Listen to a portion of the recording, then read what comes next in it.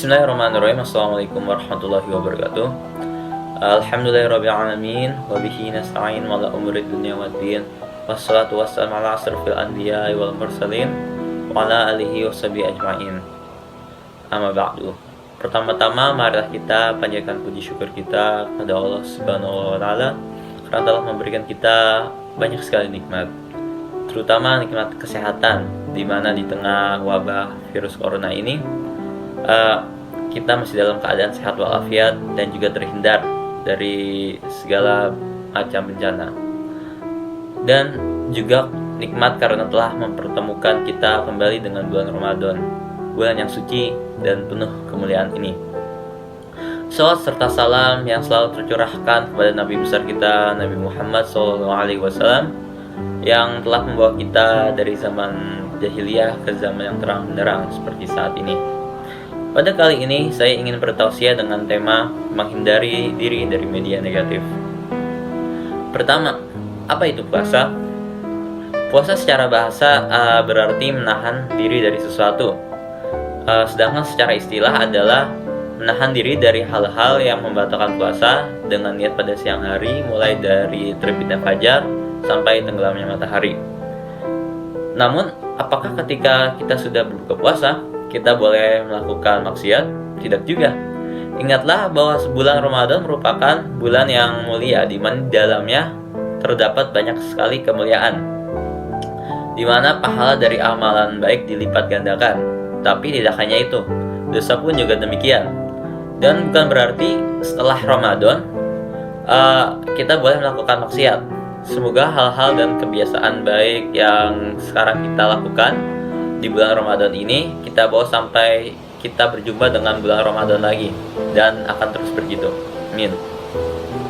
Syekh Abdul Aziz bin Baiz berkata, karena bulan Ramadan memiliki kedudukan yang mulia, pahala ketaatan apabila dilakukan pada saat itu besar dan dilipat gandakan. Demikian juga dosa maksiat, lebih dahsyat dan lebih besar dosanya dibandingkan dengan bulan-bulan lainnya.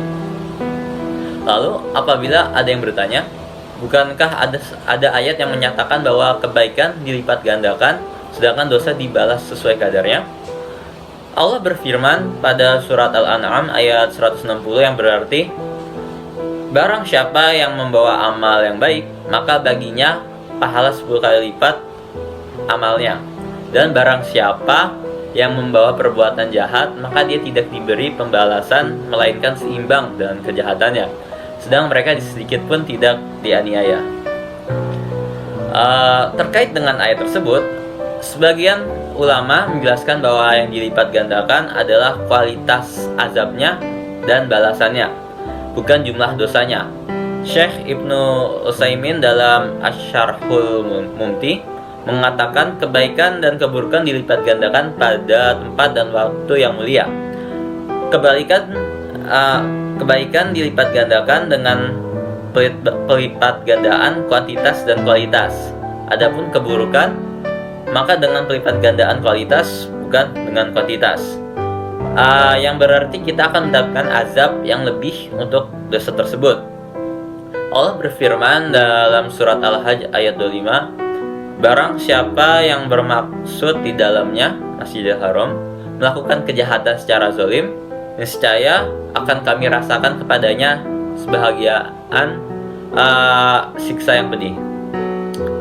Perlu dijelaskan kembali bahwa dosanya tidak dilipat gandakan, melainkan dirasakannya siksa yang pedih, yang berarti azabnya yang lebih pedih daripada biasanya. Lantas perlu alasan apa lagi untuk melakukan maksiat? Seperti menggibahi seseorang, mencela satu sama lain, bermaksiat, dan lainnya secara langsung maupun melalui dunia maya.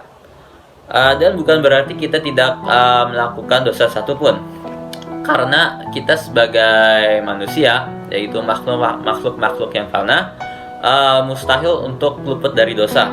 Maka sebaiknya kita hindarinya, yaitu dosa-dosa yang disengaja maupun tidak itu. Maka dari itu, lebih baik kita gunakan waktu yang hanya kita jumpai setahun sekali, dan belum tentu tahun depan kita akan menjumpainya lagi, nauzubillah min dzalik, untuk melakukan ibadah secara maksimal dan optimal. Mari kita isi waktu luang kita daripada malas-malasan lebih baik dengan ibadah seperti sholat, sholawat, zikir, tilawah Al-Quran, belajar, karena itulah kewajiban kita sebagai seorang muslim, dan masih banyak lainnya lagi. Semoga dengan Ramadan tahun ini kita bisa menjadi pribadi dengan akhlak yang lebih baik lagi untuk kedepannya, dan kita bisa dipertemukan kembali dengannya tahun depan. Amin. Mungkin itu saja dari yang bisa saya sampaikan. Kurangnya dari saya, lebihnya dari Allah. Wassalamualaikum warahmatullahi wabarakatuh.